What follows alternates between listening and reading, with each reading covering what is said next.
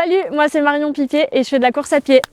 J'ai commencé la course à pied après m'être blessée au basket. Je faisais du basket depuis à peu près 15 ans et je me suis fait une rupture complète des ligaments. Du coup, j'ai commencé la course à pied en 2017. Je fais mon premier 10 km en 56 minutes et c'est là où vraiment je commence à me mettre dans l'entraînement. Et par beaucoup de discipline et beaucoup de rigueur, ça a fini par faire descendre les chronos. Je sais pas si on peut dire rapidement, mais en tout cas progressivement. Je me suis vraiment concentrée sur 2022 et je passe mon record de 5000 en 19-15 cette année-là et je passe mon record de 10 000 en 39-40.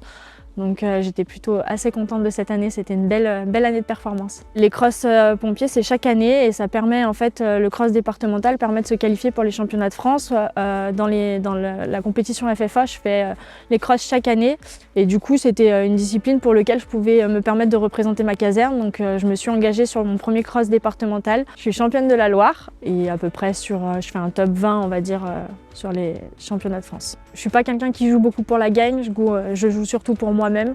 Je cherche surtout la performance du chrono et en tout cas de toujours faire mieux. Après la grossesse, j'ai pas voulu tout de suite me remettre en tout cas sur des courses comme le 5 ou le 10 qui sont des courses assez violentes. Je me suis mis un objectif un peu pour revenir, pour remettre de la discipline à mon entraînement et du coup c'est là où j'ai fait ma transition pour faire du triathlon. J'ai accouché au mois de décembre et au mois d'août j'ai été inscrite sur le Half Ironman d'Embrun. Le triathlon, ça reste un sport assez complet qui me permet aujourd'hui de m'épanouir pleinement dans la compétition, mais non, je ne laisserai pas complètement la course à pied de côté. Sur l'Embrunman, quand je suis partie sur la portion vélo et que j'ai voulu passer mes vitesses, je me suis aperçue que mon plateau ne fonctionnait plus. J'avais plus mes passages de plateau, donc je suis restée coincée sur le petit plateau tout le long. Cette arrivée où je vois mon fils dans les bras de son père à l'arrivée et où je me dis tous les sacrifices que j'ai faits les 7 derniers mois, ça a valu quand même le coup.